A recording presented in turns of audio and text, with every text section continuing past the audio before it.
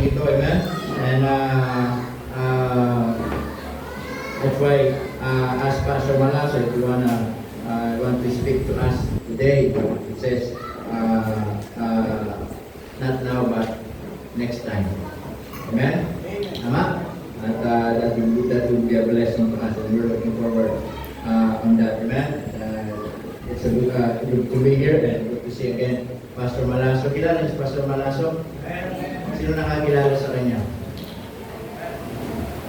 Yung mga anak. Kasi matagal lang din nakapunta dito, especially Sunday, at nakita kayo. Right? Parang more than 5 years maybe, no?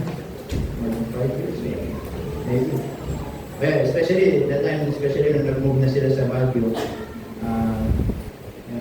Nung time na nag-move sila sa Baguio, that was, I think, 2016. 2016. Di na siya nakabalik dito ng Sunday.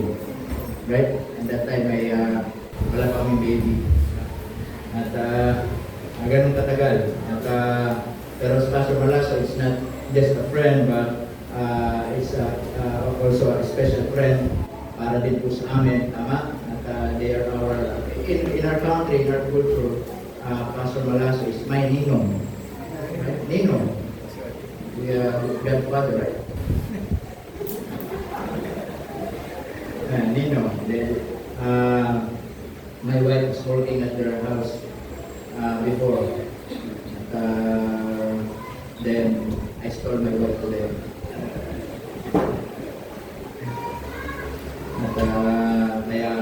Kaya salamat sa Panginoon. Amen. And Pastor Malaso yung nakasama din po natin dito sa mga ministry before.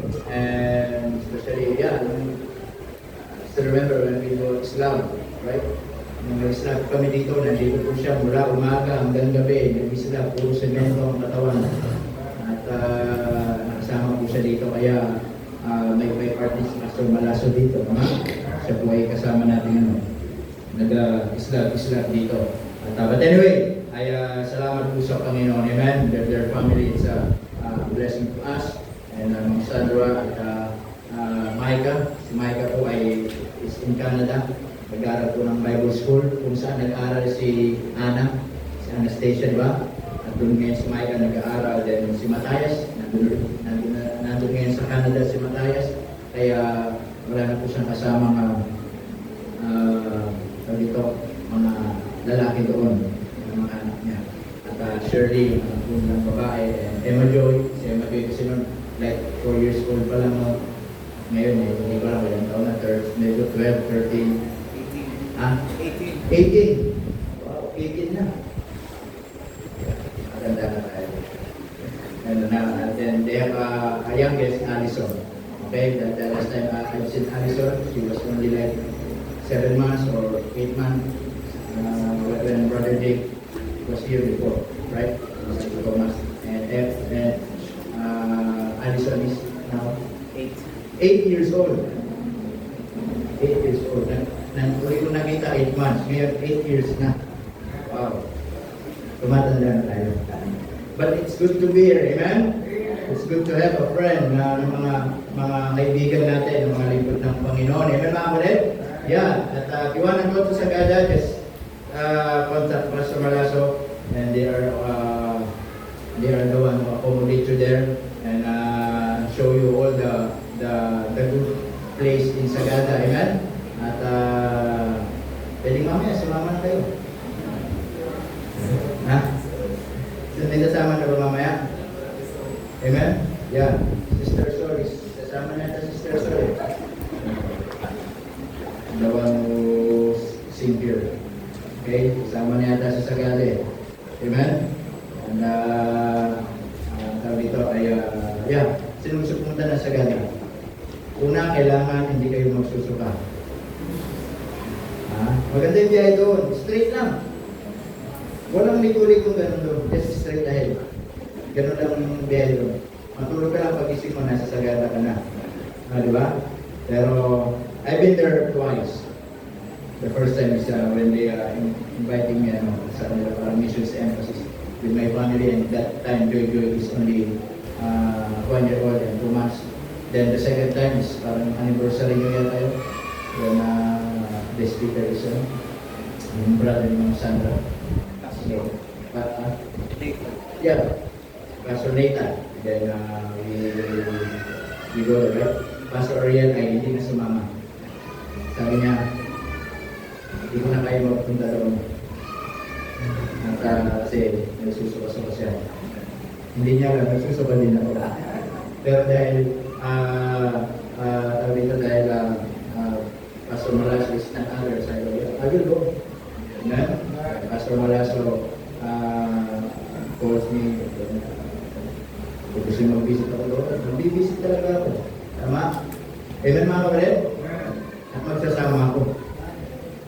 Kasama ko si Brother Greg. Tama? At mula ko ba hanggang doon, mga 12 to 13 hours. Nag-take kami ng bus. Okay ba? Tapos Baguio to Sagada, 6 hours yata. Non-stop. Kaya, sanayan lang siguro, ano? Amen? Sinong sanay sa ano? Sa ganun matagal na biyahe. Sama ko sa Iron. Ha? Baka 1 hour pa lang, masusuka ka na. Bago na. Hindi yung kakayanin niya. Amen? Pero once again, salamat po sa Panginoon. Tama? Sila po kasama po natin ngayon kung kumagaling. But anyway, tayo mag-aaral na po ng salita ng Diyos. Amen? If you have your Bible, please open with me in the book of Luke chapter 5. Okay, Luke chapter 5. And could you please stand up for giving reverence for the reading of the Word of God this morning? Luke chapter 5. Okay. In verse 1, nandiyan na po kayo. Are you there? Okay, it says, "And it came to pass that as the people pressed upon him to hear the word of God, he stood by the lake of Gennesaret and saw 2 ships standing by the lake, but the fishermen were gone out of them and were washing their nets. And he entered into one of the ships, which was Simon's, and prayed him that he would thrust out a little from the land. And he sat down and taught the people out of the ship." Tayo po muna yung manalangin. Let's pray. Panginoon Diyos, marami pong salamat muli sa umaga nito. Salamat po, Panginoon, sa iyo pong kabutihan, sa iyo pong biyaya sa buhay po namin. And we thank you, Lord, for this opportunity that we can study your precious word once again. We're not worthy, O Lord, but Lord, I pray that you cleanse us, make us worthy. And please, Lord, forgive us to all our unrighteousness, our sins that we committed. Panalangin namin, Panginoon, na linisin niyo po kami. Ayaw namin na merong kasalanan sa puso po namin. At muli kayo mangusap po sa amin, O Diyos na Banal na Espiritu, ay dalangin namin na kumilos kayo sa aming pong kalagitnaan. At huwag pong hayaan ang aming kaaway na siyang makapangambala, kundi kayo, Panginoon Diyos, ang mamaranasan namin at kumatagpo po sa amin. At hindi ko po alam ulit ano po ang mga pangangailangan ng inyong mga anak, but Lord, we pray that this morning, that through this message ay muli ay ma-remind kami, Panginoon Diyos, at muli kami maglingkod po sa inyo. Salamat po ng marami sa bawat isa. Sa pangalan ni Jesus kami dumadalangin. Amen and amen. You may now take your seat, please. Okay. Dito po sa ating pong binasa, ito po yung story, mga kapatid, na ang ating pong Panginoon, na sabi ng Bible dyan, ay mangangaral ng salita ng Diyos. But the problem, it says in verse 1, sabi diyan, he stood by the lake of Gennesaret, and sabi in verse 1, and it came to pass that as the people pressed upon him. Amen? So marami, tama? Maraming mga tao, at alam naman po natin na maraming mga taong sumusunod sa Panginoon sa mga previous chapter. In chapter 4, makikita natin kung paano ang Panginoon ay nangaral ng salita ng Diyos. He preached the Word of God, and He did the healing ministry. Tama, nagpagaling siya ng mga may sakit. And so many people ay na-witness nila yon. Tama, na-witness nila, nagpagaling siya ng may pilay, ng bulag, nagpalay siya ng unclean spirit, at marami pa siyang mga ginawa. At itong mga taong ito ay lalo silang na-amaze, lalo silang namamangha, kaya lagi sumusunod sila sa Panginoon. Amen mga kapatid? But I want to tell you this morning, hindi po lahat ng sumusunod sa Panginoon by this time, itong mga multitude ay talagang mahal nilang Panginoon. Amen? Some of them, as I said, mga kapatid, they just following the Lord because of curiosity. Maybe naku-curious lang sila. Sino ba ang Panginoon? Siya ba talaga ang Panginoon? Amen, mga kapatid? Maybe yung iba sumusunod because maybe some of them because of personal gain. Kasi marami gusto lang nilang makinabang. Kaya lang sila gustong sumunod sa Panginoon. And then, dumami po yung mga tao, mga kapatid. Amen? Pero, dito sa story pong ito, mga kapatid, gusto kong maintindihan po natin na merong mga ilang bagay dito na gustong ituro ng Panginoon, especially mga kapatid, patungkol po sa tinatawag nating obedience, pagsunod. Amen? Pagsunod. Reason why obedience, mga kapatid, is needed to the Christian life. Amen? Mga some reason kung bakit importante yung tinatawag na pagsunod sa buhay ng maraming mananampalataya. Amen? Are you a Christian? Amen. Are you a Christian? Amen. Are you really obeying the Lord? Amen. Amen, mga kapatid? Yes, it is easy to say, yes, I am a Christian, but personally, are you really obeying God? Sumusunod ka ba talaga sa Panginoon? Amen, mga kapatid? Dahil dito, mayroong mga bagay na minsan, simpleng pagsunod lamang, pero sa Panginoon ay malaki ito para sa Kanya. Tama? Alam niyo, hindi lamang po pinapansin ng Diyos na malaga doon sa mga obedience natin na malalaki. Even yung maliliit nating obedience, mga kapatid, pinapansin din ng Panginoon. Tama, mga kapatid? Pinapansin din ng Panginoon. Kaya, makikita natin in verse 1. Okay? In verse 1, ano sabi? And it came to pass, okay, that as the people pressed upon him to hear the word of God, he stood by the lake of Gennesaret, in verse 2, and saw two ships. Ano sabi diyan? Standing by the lake, but the fishermen were gone out of them, and were what? Washing their nets. Amen? Now, dito, makikita po natin dito, ang Panginoon ay mangangaral po ng salita ng Diyos. Amen?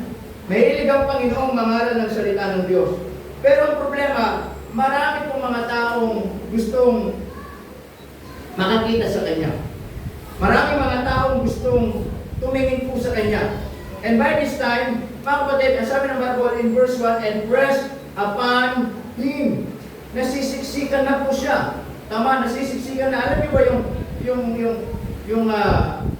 yung eksena na sorry, sa bansa natin, yung mga artistahin, mga artista ba?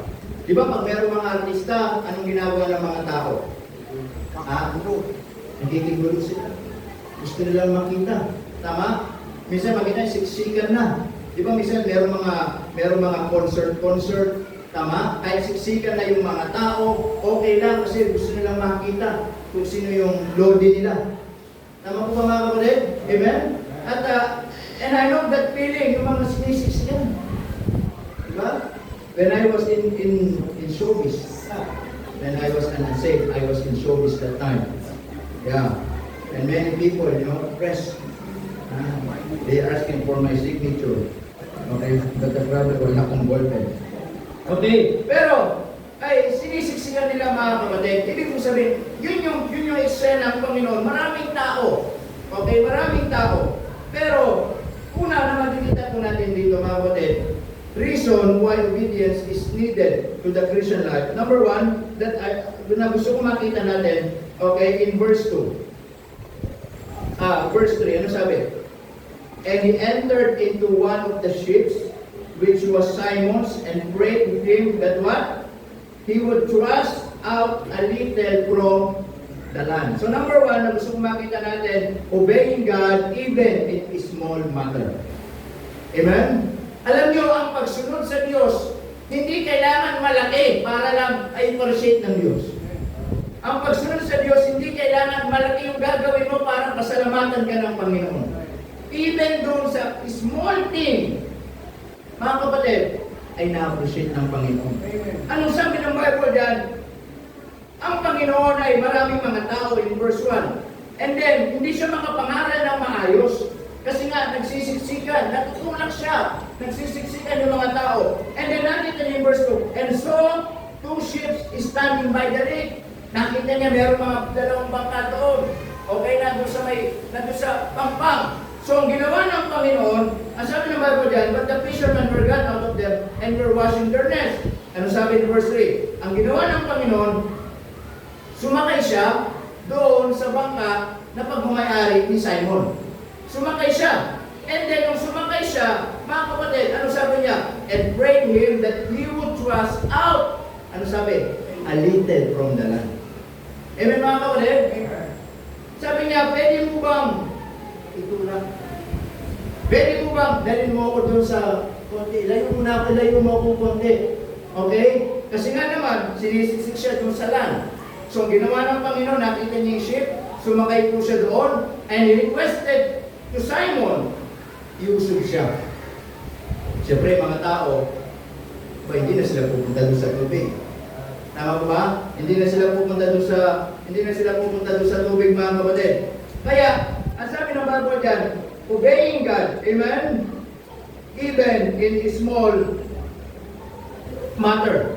Okay? So bilang tunay na mananampalataya, tatandaan po natin mga kapatid, ang tunay na pagsunod sa Panginoon, kahit doon sa maliit na bagay. Anong ginawa ng Panginoon? He requested, pwede mo ba akong iusod? Pwede mo ba akong tulungan? Pwede mo ba akong yung bangka, ilayo mo ng kaunti? Amen? Malaki ba yung ginawa ni Pedro? Malaki ba yung ginawa ni Pedro, mga kapatid, na ginawa niya para sa Panginoon?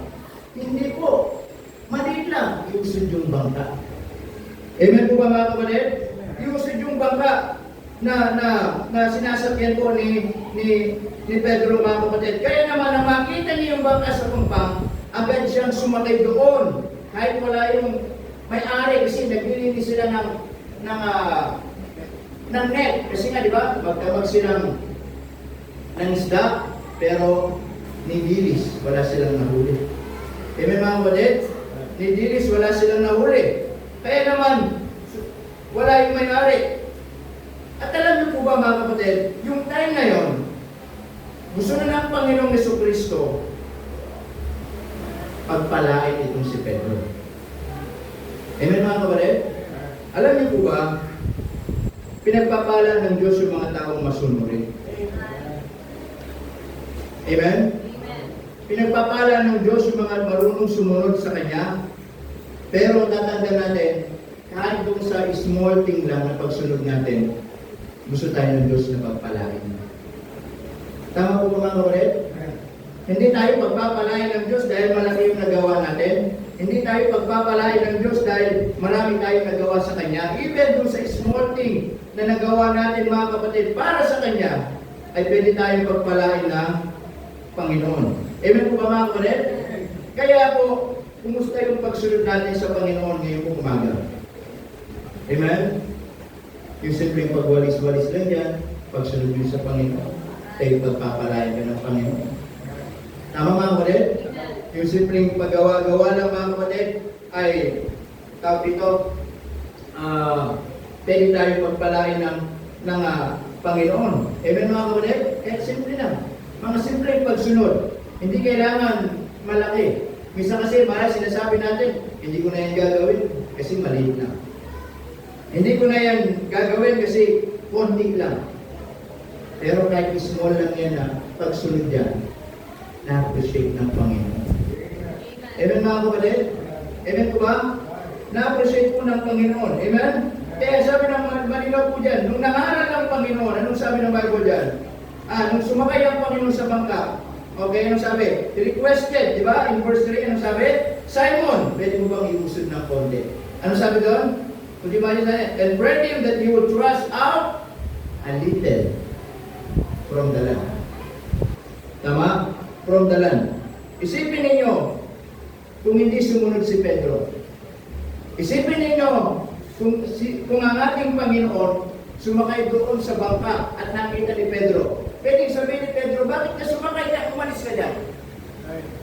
Tama ba mo ulit? Pangalawa, pwedeng sabihin ni Pedro, bakit kita iusod doon? Bangka ko yan.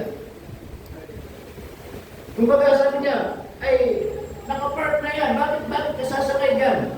Di ba? Bakit mo gagamitin yung bangka ko? Pwede siyang maging selfish. Pwede niyang sabihin na hindi pwede. Pwede niyang sabihin, bakit ako pa yung inuutusan mo? Pero ano sabi ng Bible, mga kapatid? Tinusod po, amen, ng konti. Tama, mga kapatid? Lusod. Kaya ang sabi ng Panginoon, pwede mo bang iusod mula doon sa land? Tama, mga kapatid? Doon sa land. Kaya nga, kung makikita natin, di ba, mga kapatid, kung si Pedro ay hindi sumunod sa Panginoon, hindi niya sana makukuha yung blessing na inihanda ng Panginoon Diyos sa kanya. Because God is preparing something. The Lord Jesus Christ is preparing something kay Pedro. Tama? Amen po mga kapatid? Di ba alam naman natin yung story? Alam ng Panginoon, wala silang nahuling isda. Alam ng Panginoon na all the day, all night, wala silang nahuli. Alam ng Panginoon yun. And God is preparing something. Inihanda niya yung mga isda. Tama? Inihanda na niya. Kaya minsan, sinusubukan tayo ng Panginoon marahil sa buhay natin. Maybe, mayroong mga blessing na inihanda ng Diyos sa bawat isa. At minsan, sinusubukan lang tayo ng Diyos even dun sa small na pagsunod natin. Kasi baka doon sa small na lang, hindi pa tayo maging masunurin. Hindi natin masunod ang Panginoon sa buhay natin. Hindi ibibigay ng Diyos yung mga blessing na nakaredy sa bawat isa po sa atin.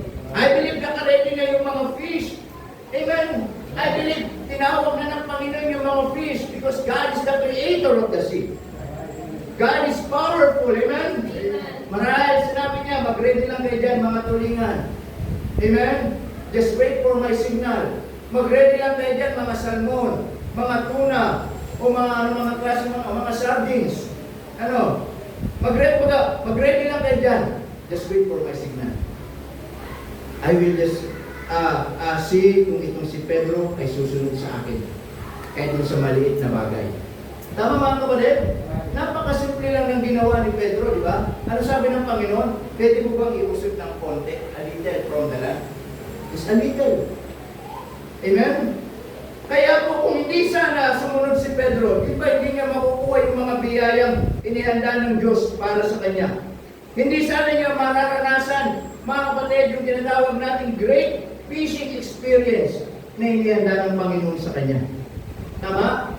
I believe, mga kapatid, katulad po ng sa buhay po natin, merong mga blessing na nakaredy ang Panginoon sa atin. Merong mga blessing na inihanda ang Diyos sa atin. But the question is, are we obeying God even to say small thing? Amen mga kapatid? It doesn't mean kailangan malaki yung gagawin mo para sa Diyos para i-bless ka. Hindi po. Naipalit lang, sinusubukan tayo ng Panginoon. Amen po ba mga kapatid? Kahit maliit lang. Kaya nakita natin, gaano man yan kaliit, mga kapatid, there is a blessing sa bawat pagsunod po natin. Amen? Ang sabi po ng Bible in Deuteronomy chapter 11 verse 27, if you obey the commands of blessings, if you obey the commands of God. Merong blessing mga kapatid. Tama? Merong pagpapala na kasunod. Amen? Binibigay po ng Panginoon po sa atin. Tama? So, ganun din po sa atin, mga kapatid, bilang mananampalataya. Meron pong pagpapala po sa atin. Amen? Kaya minsan, it is a matter of being obedient sa mga maliliit na bagay. Kaya minsan, namimiss understanding natin. O kailangan, ganitong gagawin ko para i-bless ako ng Diyos. O kailangan, ganitong gagawin ko, kailangan magbigay ako ng malaki para i-bless ako ng Diyos. No. Kung kahit maliit lang yan at yan ang meron mo at mahal mo ang Panginoon pinigay mo, the Lord will bless you. Tama mga kapatid? Amen? Remember the story of the widowmite? Tama? Nakita ng Panginoon, di ba? Yung isa, bigay siya. Bang! Pero hindi na-appreciate ng Panginoon. Sabi, hindi ka lang pabibigyan. Nakita yung widowmite. Nagbigay siya ng dalawang sabi ng Panginoon, yun ang tunay na magbibigay. Bakit? Kasi yun yung last na meron siya, pero willing siya i-sacrifice para sa Panginoon. Tama mga kapatid? Amen po ba? Kaya po tatanda natin, kahit sa maliliit na bagay, ay mayroong pagpapalang inihanda ang Panginoon po sa atin. Amen? Kaya napakalaga sa atin yung makiting pagsunod sa buhay natin. Amen? Magawin nating part natin mga kapatid at gagawin ng Diyos yung part niya sa atin. Tama? Ang sabi ng Panginoon, sumunod ka lang. Akong bahala. Tama mga kapatid? Especially as I said, marami mga pastors, they sacrifice a lot para lang doon sa calling nila sa Panginoon. Amen mga kapatid? They sacrifices a lot. Katulad ko, di ba? Sinacrifice ko yung magandang buhay at sa showbiz. Ha? Sinacrifice ko, di ba?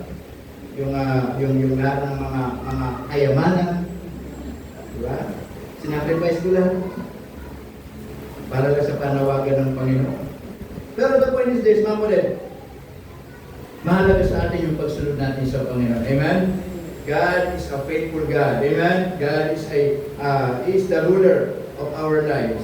The number 2, makikita po natin mga kapatid, diyan, sabi po ng Bible yan, so in verse 3, nung request niya, anong nangyari, di ba, nangaral ng Panginoon. Okay, nakapangaral siya ng maayos. Kaya kung imagine, kung hindi sumunod si Pedro ng kahit mali, anong request ng Panginoon, iusod mo ng konti. Kung hindi siya sumunod, hindi nakapangaral ng maayos ang Panginoon. Mahirap mangaral ng maraming tao. Tama? At least, nandun siya. In verse 4, ano sabi? Now when he had left speaking, he said unto Simon, ano sabi? Launch out into the deep and let down your nets for what? For a draught. So dito na, habang nagsasalita, ang Panginoon, sinabi ni Simon, ano sabi? Ano sabi ng Panginoon kay Pedro? Ihulog mo ulit ang iyong lambat. Amen? Ihulog mo ulit ang iyong lambat. And then, in verse 5, ano sabi diyan? And Simon answering said unto him, Master, we have toiled all the night, and have taken nothing. Ano sabi? Nevertheless, at thy word, I will let down the net. Who is Peter? A fisherman. Amen? Alam nila kung saan maraming isda. Alam nila kung anong oras sila papalaot. Alam nila kung ano yung mga technique na gagawin po nila. But this time, anong sabi niya mga kulit? We have toiled all the night and have taken nothing. Amen mga kulit? Sabi niya, mga kulit, ay sinubukan niya na lahat, tama? Pero wala po siyang nakuwang isda. Amen mga kulit? Kaya dito, makikita po natin, minsan, marahil ganun din tayo sa buhay natin. Minsan, susunod tayo sa Panginoon, pero marami tayong mga excuses. What if? What if? Tama po ba mga kulit? Amen po ba? Dito, pinapakita ng Panginoon, mga kulit, na kahit magaling ka, na kahit marunong ka, na kahit experience ka sa isang bagay, expert ka sa isang bagay, as long di ka susunod sa Panginoon, wala yun. Amen mga kapatid? Bakit? Could you imagine? Si Pedro, ano sabi? We have toiled all the night. Isang isda walang nahuli. That's so impossible. But maybe this time, naging possible para ipamukha ng Panginoon sa kanila, mas mahalagang Panginoon sa kanila. Amen mga kapatid? Kaya sabi ng Bible dyan, marahil ganun din tayo, sinubukan na natin lahat, di ba? Kumbaga, ginawa na natin lahat, pero bakit walang nangyayari? Baka hindi tayo talaga sumusunod sa Panginoon. Baka disobedient talaga tayo sa Panginoon. Amen? And sabi ng Panginoon niya, Simon answered unto him, Master, we have toiled all the night. Amen? They didn't go excuse. Master, I am a fisherman. I am expert. I know how to fish. I know where are the fish. Na alam ko nasa mga isda. Pero, ano sabi ng Panginoon? Ano sabi ni Pedro dito? At thy word, susubukan ko ulit. Amen mga kapatid? At thy word, susubukan ko ulit. Then, nung sinubukan ulit ni Pedro, in verse 6, and when they had done this, they what? Enclosed a great multitude of fishes, and their net break. Amen? Nung inulog, nung nakita ng Panginoon, susunod si Pedro. Sabi ni Maria ng Panginoon, okay, mga isda, pasok! Mga tulingan, different kind of fish. Okay? Ano sabi dyan in verse 7? And they beckoned unto their part, ano sabi? Their partners. So this is the second thing na gusto makita natin. Kung bakit mahalaga yung pagsunod sa buhay ng mananampalataya. Una, mahalaga ang pagsunod kahit sa maliit na bagay. Obeying God even in a small. Hindi kailangan malaki. Kailangan doon tayo nagsusubok sa maliit niya. Tama? Ano sabi ng Bible, ang principle ng Bible? Nagsisimula ang malaki sa maliit. Pag napagkatiwalaan ka sa maliit, pagkakatiwalaan ka sa malaki. Lahat nagsisimula sa maliit. Amen mga kapatid? Kaya kung hindi tayo maging masunurin, even sa small thing, hindi tayo bibigyan ng malaking pagpapala ng Panginoon. Tama ko ba? Now dito, nung sumunod si Pedro, kahit sa maliit na bagay, anong minutos ng Panginoon sa kanya? Pwede ko bang iusod? A little from the land. Mahirap ba yun? Malaki ba yun? It's a simple thing, iusod lang. Para maging komportable ang Panginoon sa pangangaral kasi maraming mga taong nais makapaginig ng salita ng Panginoon. Amen mga kapatid? Now, and because Simon Peter sumunod siya sa Panginoon, ito yung second thing na gusto mo makita mga kapatid. Okay? Reason why obedience, mga kapatid, is so important, is so needed in the Christian life. Our obedience always benefits others. Amen mga kapatid? Kapag tayo marunong sumunod, mga kapatid, makikinabang din ang iba. Tama? Ano sabi ng Bible dyan in verse 7? Nung marami niya silang nahuli. And it says, mga kapatid, in verse 6, enclose a great multitude. Could you imagine? We have toiled all the night and have taken nothing. But that time, inhulog yung lambat, and then suddenly, a great of fishes. Wow! Amazing! Amen mga kapatid? Pwede ba natin gawin? Ang ganda siguro, ang sarap siguro ng pakiramdam dito, di ba? Na kung saan kung imagine, yung feeling, itong si Simon Peter, we have toiled all the night. Na kung saan, nagpuyat, napagod, walang tulog, nahuli, pero walang nahuli. What is the feeling? Disappointed. Amen mga kapatid? Maybe stressed, maybe frustrated. Tama ba? Pagod na pagod. Kaya nga, nung sinabihan siya ng Panginoon, ihulog mo ulit, meron pa rin doubt sa kanya. Na nag-iisip pa rin siya na all the day na nga kaming nahuli, wala kaming mahuli. Tapos pwede niyang sabihin, tapos, are you saying to me na ihulog mo ulit yung lambat? Pero sa amin ng Bible, praise the Lord, at thy word. Amen mga kapatid? Still, at thy word, I will let down the net. Sige, subukan mo ulit. Sabi niya, wala naman nangyayari, subukan ko ulit. Maybe sinabi niya, subukan ko ulit para patunayan ko sa iyo, walang isda. Kasi, we have toiled all the night eh. Tapos gusto mo, ihulog ko ulit. Sige, susunod ako. Para makita mo din, walang mahuhuling isda dyan. Tapos nandyan lang. Pero gusto ng Panginoon, sumunod ka, ipapakita ko sa iyo kung anong kaya mong gawin.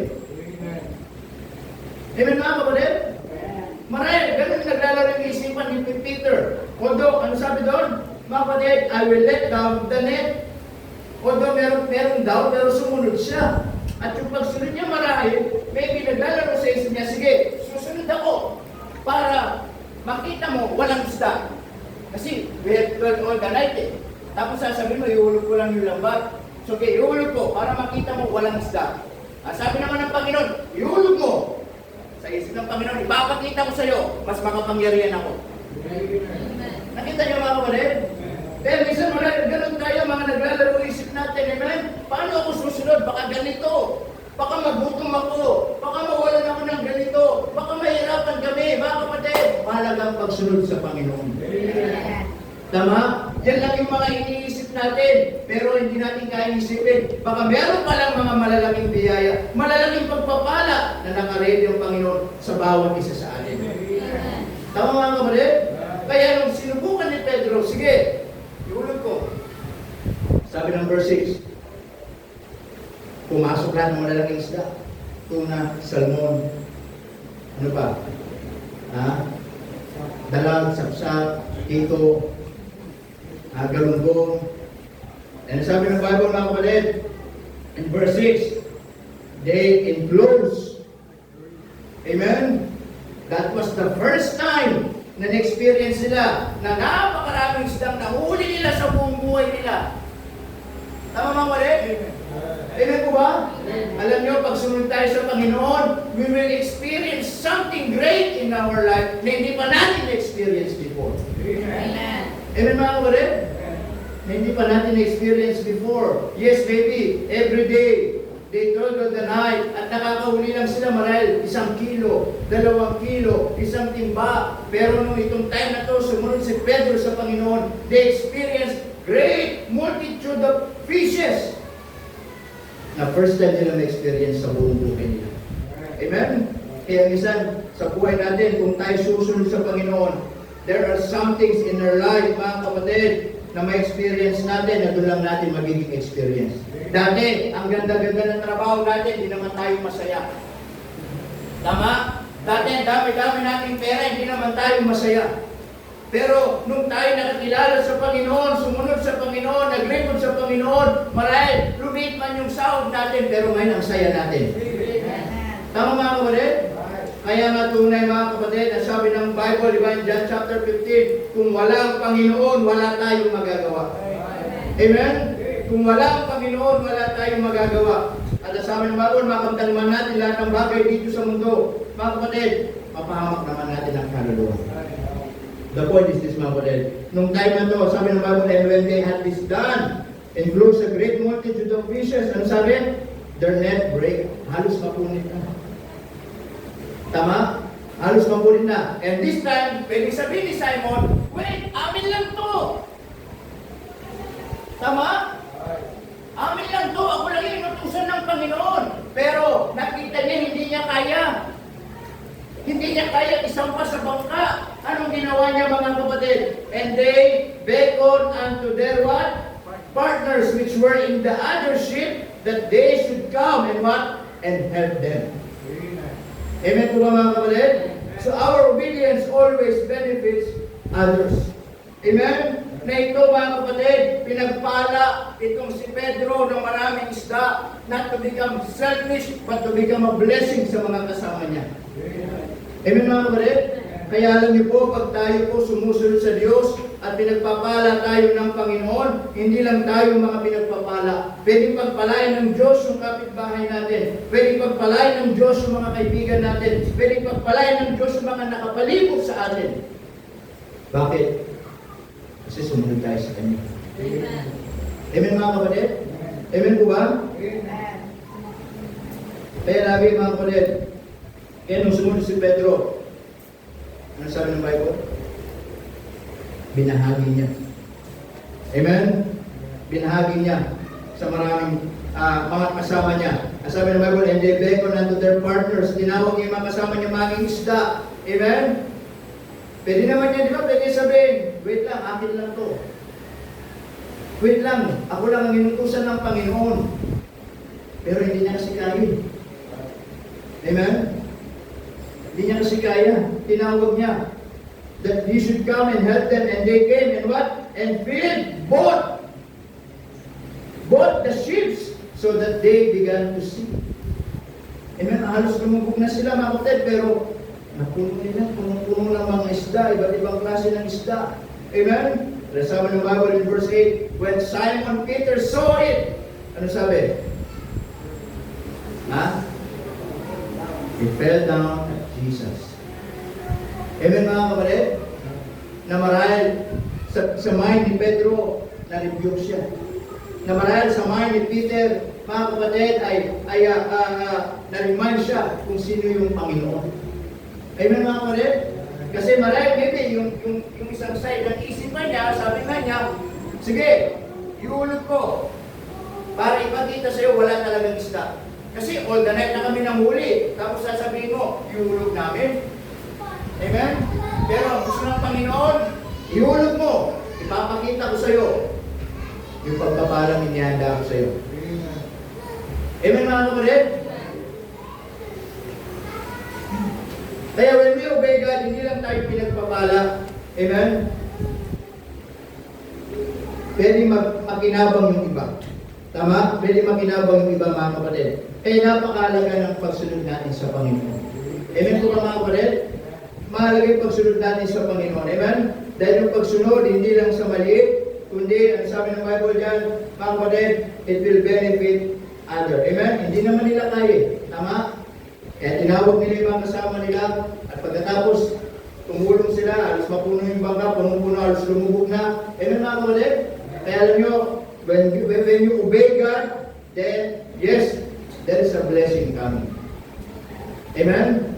But when God bless you, mga kapatid, it will benefit others. Tama po ba? Hindi lang tayo pinagpala ng Diyos para maging makasarili. Pinagpapala tayo ng Diyos para maging pagpapala din po sa iba. Tama mga kapatid? Para maging pagpapala din po sa iba. And then sabi ng Bible dito in verse 8, when Simon Peter saw it, what? He fell down at Jesus' knees. Ano sabi niya? Depart from me, for I am a sinful man, O Lord. Sabi niya, lumuhod si Pedro sa paanan ng Panginoon. At kung siya'y lumuhod, ano sabi niya? Ano sabi niya? Lumayo ka sa akin sapagkat ako ay isang makasalanan. Amen mga kapatid? Sapagkat ako ay isang makasalanan. In verse 9, sabi ng Bible, for he was what? Astonished. Namangha. Amen?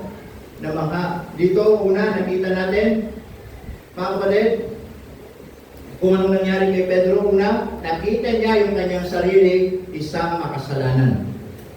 Amen mga kapatid? Pangalawa, nakita niya kung ano ang kapangyarihan ng Diyos na meron siya. Amen mga kapatid?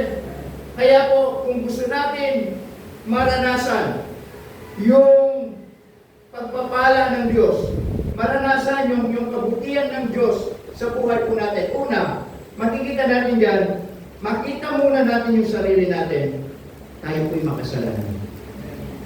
Amen mga kapatid? Na dito, nakita ni Pedro yung sarili niya. Na kung saan pinamukha ng Diyos sino ang Panginoon, nakaharap niya. Ano sabi ni Pedro? Lumayo ka sa akin. Ako'y makasalanan. Amen mga kapatid? Amen po ba? And then sabi ng Bible dyan, in verse 9, for he was what? Astonished. Alam niyo mga kapatid, kapag natutunan natin sumunod sa Panginoon, talagang mamamangha tayo pag paano gumawa ang Panginoon. Amen? We will amaze kung anong kayang gawin ng Panginoon. Tama? Mamamangha tayo kapag kung paano kumilos ang Diyos sa buhay natin, paano gumawa ang Panginoon sa buhay natin. At hindi dahil sa malaking bagay na ginawa mo, kundi nagsisimula sa maliit na pagsunod natin. Amen mga kapatid? Sa maliit na pagsunod. Tama? Sabi ng Bible dyan in verse 10, and so was also James and John, the sons of Zebedee, which were partners with Simon, and Jesus unto Simon, sabi, fear not, from henceforth thou shalt catch men. Amen? And when they had brought their ships to land, they forsook all, and what? Followed him. To make the long story short, ang ginawa ng Panginoon, sabi niya, from now on, hindi na kayo manghuli ng isla. Magiging mamamalakaya na kayo ng mga tao. Sumunod kayo sa akin. Sabi ng Bible mga kapatid, and they followed him. Amen po ba mga kapatid? So lastly, na gusto kong ibigay ko po sa inyo, not only when we obey God, mga kapatid, our obedience always benefits others, but lastly, when we obey God, listen to this, we will never be disappointed. When we obey God, we will never be disappointed. Noong sumunod si Pedro na mangisda muli, pwede niyang i-assume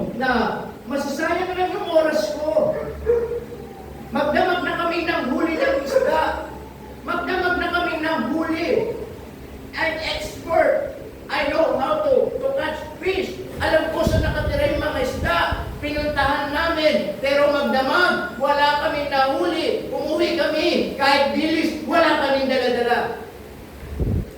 Pwede niyang i-assume, tapos sasabihin mo, mahuhuli ulit ako, iulog ulit yung lambat ko, masasayang lang yung oras ko. Tama nga ba rin?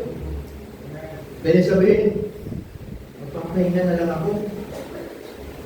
Pagod na ako, magdamag kami ng huli ng isda.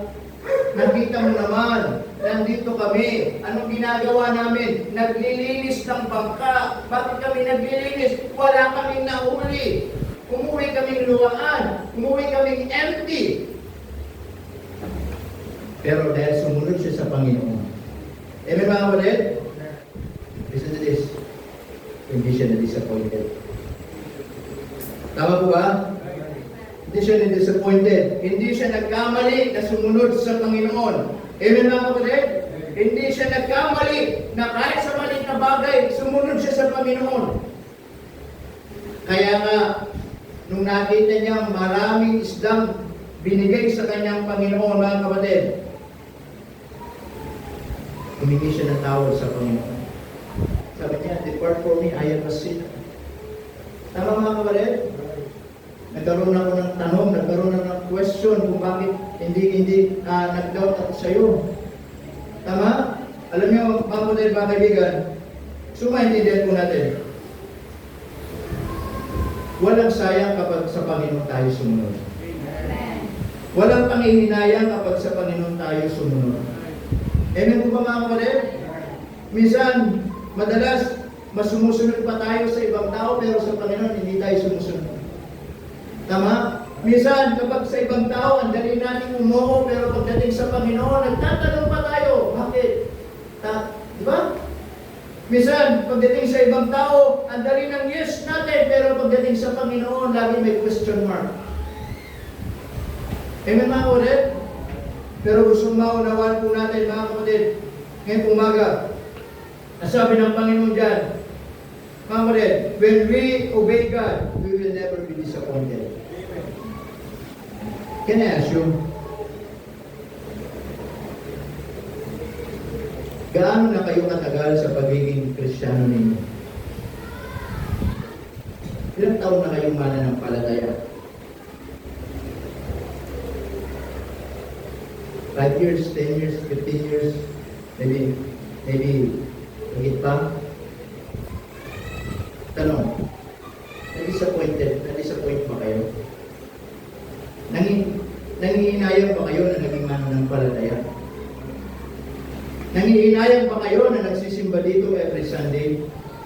Nangihinayang ba kayo na nakakilala sa Panginoon bilang Panginoon sa liling tagapagligtas? Amen mga kapatid? I believe kung talagang naunawaan natin na tayo sumunod sa Panginoon, wala akong disappointed sa buhay natin. Amen? Baka mas manghinayang tayo katulad ni Pedro kung hindi siya sumunod sa Panginoon. Amen? Doon sa small thing na sabi ng Panginoon, little, usip mo ng konti from the land. Just a little.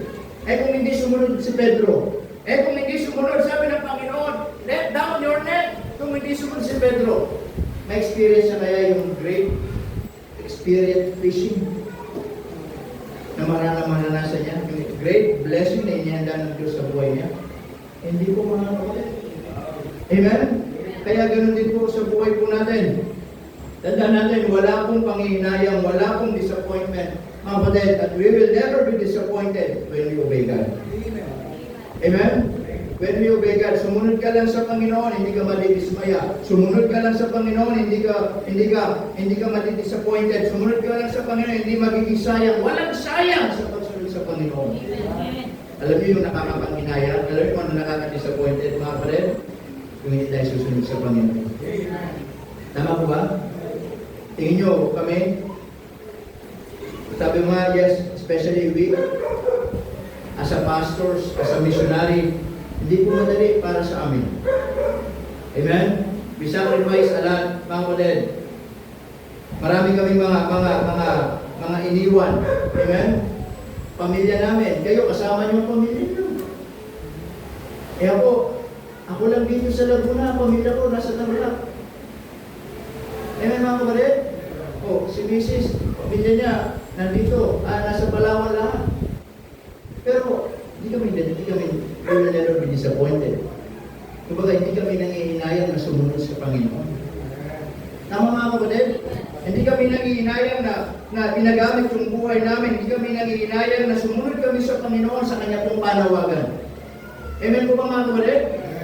Kaya po, when we obey God, we will never be disappointed. Amen? Kaya napakalaga na tayo sumunod sa Panginoon. Yan ang nais niya sa buhay po natin. Amen? Na hindi lang tayo sinasabi natin, I am a Christian, kilala kong Panginoon, pero hindi tayo sumusunod sa Kanya. Tama? Kaya dapat, kung sinasabi natin, kilala natin ang Panginoon sa buhay natin, dapat siya yung masunod sa buhay natin. He is the ruler of our lives. Kaya nga tinanggap natin siya sa puso natin bilang Panginoon at tagapagligtas. Amen mga kapatid? Minsan, tinatanggap natin lang siya bilang tagapagligtas for the sake, ayaw ko sa impyerno, gusto ko sa langit. Tama? Pero the way we live in this world ay parang tayo yung Panginoon at hindi sumusunod sa Panginoon. Amen? Gawin ang gusto natin, gawin kung anong gusto natin. Yes, I will go to heaven, pero ako masusunod sa buhay ko. Parang gano'n lang eh. For the sake, yes, I accepted the Lord Jesus Christ, but only as a Savior. Para hindi ako pumunta ng impyerno. For the sake ko, sa langit ako. Mga kapatid, hindi lang po ganun ang kalooban ng Panginoon. Go to heaven is a bonus. Tama? Amen mga kapatid? Na pinangako ng Panginoon, pero napakaganda kung tayo mamuhay dito sa mundong ito na sumusunod sa Panginoon. Amen mga kapatid? Na sumusunod sa Panginoon sa buhay po natin. Kaya tulad ni Pedro, dapat nating maunawaan, mga kapatid, na ang pagsunod sa Panginoon ay mayroon kong kasamang pagtitiwala sa Diyos. Nasabi ko na awit, to be happy in Jesus, to trust and obey. Amen? Na habang sumusunod tayo, nagtitiwala tayo sa Panginoon. Amen? Dahil kapag tayo sumunod sa kalooban ng Diyos, maaari niyang punuin o i-fill yung mga emptiness na meron tayo sa buhay po natin. Tama mga kapatid? Amen? Kaya the very key mga kapatid, para pagpalaan tayo ng Diyos, sumunod tayo sa Panginoon. Tama? Sumunod tayo sa Panginoon. Kaya po sabi ng Bible dyan, mga kapatid, when we obey God, we will never be disappointed. Tama? Walang panghinayang na tayo sumunod sa Panginoon. Amen? Walang panghinayang na nandito tayo sa church every Sunday. Walang panghinayang na kumawit tayo para sa Panginoon. Walang panghinayang na magbibigay tayo para sa Panginoon. Walang panghinayang na ipagamit natin yung buhay natin. Tama mga kapatid? Because we acknowledging that Christ is the ruler of our life. Amen? Na kayang punuin yung buhay natin. Kaya po ngayong umaga, mga kapatid, gusto pa nating pagpalain ng Diyos. Sumunod tayo sa Kanya. At hindi lang basta kailangan, pagpapalain ako, dapat malaki yung gagawin ko. No. Even dun sa small na pagsunod mo, nakikita ng Panginoon. Amen? And when the Lord bless you, mga kapatid, it will benefit others.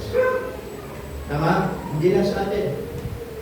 Kailangan, pagpalain din mo yung sabi ng Bible, when we obey God, we will never be disappointed. Walang sayang na sumunod sa Panginoon. Amen? Walang sayang na sumunod sa Panginoon. Kaya ngayong umaga, kumusta po ang ating pagsunod sa Panginoon? Personally, individually, am I following the Lord seriously? Am I following the Lord intentionally? Am I following the Lord faithfully? Not optionally. Amen mga kapatid? But faithfully. Tayo pong lahat ay tumayo at tayo po ay manalangin sa Panginoon ngayong umaga. Let's pray. Panginoon Diyos, maraming pong salamat po muli sa umagang ito. Salamat po sa inyong biyaya. Salamat po sa inyong kabutihan. And we thank you, Lord, once again for this opportunity that we study your precious word and remind us about obedience. Reason why obedience is so important in Christian life. At nakita namin, Panginoon, ang pagsunod hindi po nagsisimula sa malalaking bagay, kundi ang pagsunod nagsisimula kahit sa maliit na bagay. At nakita namin ang buhay ni Pedro, just a simple thing na sinabi niya, just little from the land. At sa ginawa ni Pedro, meron niya hanggang malaking blessing ng Diyos sa kanya pong buhay. And when God bless us, it will benefit others. Dapat hindi lang tayo pinagpapala, maging iba. And when we obey God, we will never be disappointed. Walang panghihinayang na tayo sumunod sa Panginoon. This morning, while our heads bow, our eyes closed, maybe the Lord speaks to you. How is your obedience to God this morning? Kumusta ang pagsunod mo sa Panginoon ngayong umaga nito? Ikaw ba'y talaga'y sumusunod sa Diyos? Kumusta ang puso mo ngayong umaga? Ikaw ba'y sumusunod sa Diyos ngayong umaga? O baka maraming pagkakataon hindi natin siya nasusunod sa buhay natin. O marahil, maybe tayo ang nagiging Panginoon ng buhay natin. Tayo ang nasusunod at hindi ng Panginoon.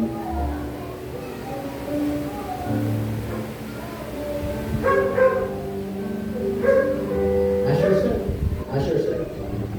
At kung sinasabi mo, ang Panginoon ang siyang nasusunod sa aking buhay, the altar is open for you to come, to make a vow, to make a promise,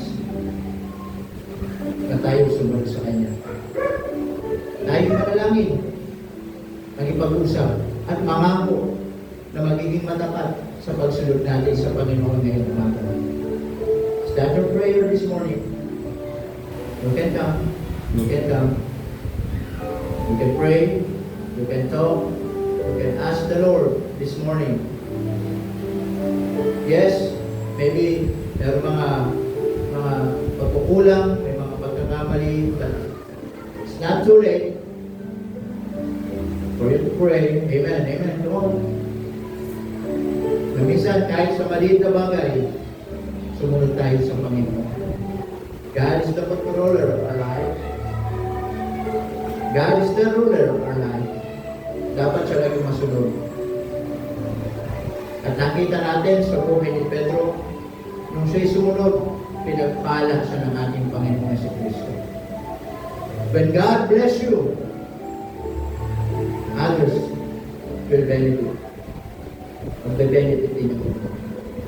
Na hindi ka pinagpala ng Diyos para maging makasarili. Hindi ka pinagpala ng Diyos para sa iyo lang. Pinagpala ka ng Diyos para maging pagpapala sa iyo. At nakita natin, when we obey God, we will never be disappointed. Walang panghihinayang na tayo sumunod sa Panginoon. Walang sayang na tayo sumunod sa Panginoon. At habang tayo sumusunod sa Panginoon, nagtitiwala tayo sa Kanya that He is the one who control of our life. Ano pa po?